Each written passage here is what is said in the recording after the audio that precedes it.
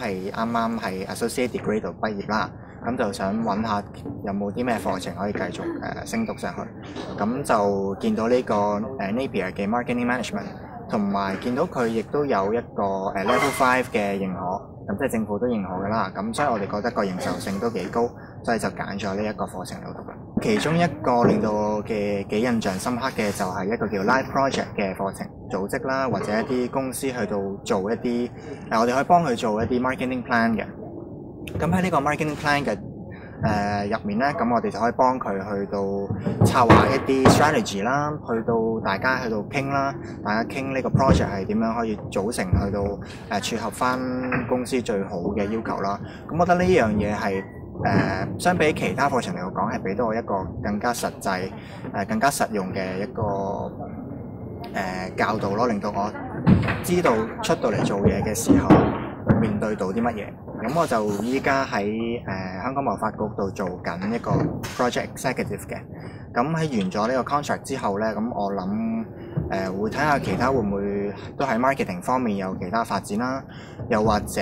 做多1-2年嘢之後就可能會去到繼續進修啊，或者去到讀呢個 master 咯。你要令到自己相信其實呢個課程對你嘅得着其實好大嘅，並唔係話任何人哋同你講我 top up degree 喎，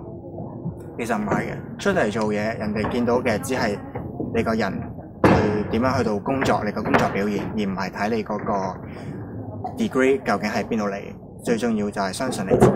對於我嘅 career path 係好有幫助啦，因為我而家會喺一間 Airlines 嗰度做緊 marketing executive 嘅，咁就所以同揀呢個課程同我而家嘅工作性質啦、工作嘅需要係好有關係嘅。對於我工作上邊好有幫助啦，因為我而家做緊呢個職位，除咗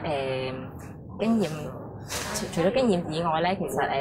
要真正有 marketing 嘅 knowledge 咧，係 support 咧係好重要嘅。因為我之前咧就其實就讀嗰個 degree 課程咧，就唔係讀 marketing 啦，係讀 bilingual studies 嘅。咁所以係工作上邊咧就可能即係冇咁大嘅關係啦。所以我工作以後咧就諗住要進修一下，咁就所以就揀呢個課程啦。出咗嚟做嘢之後要不斷增值自己係好重要咯。咁所以我都會除咗讀完呢個 degree 之後咧，會考慮去再進修或者讀 master 咁樣去不斷咁去進修自己嘅。咁我都好鼓勵同學仔，尤其是在職嗰啲啦。咁如果你覺得進修到，尤其是係做緊 marketing 嘅，咁我覺得係不斷進修去學多啲嘢啊，係對於你自己 career path 係好有幫助㗎咯。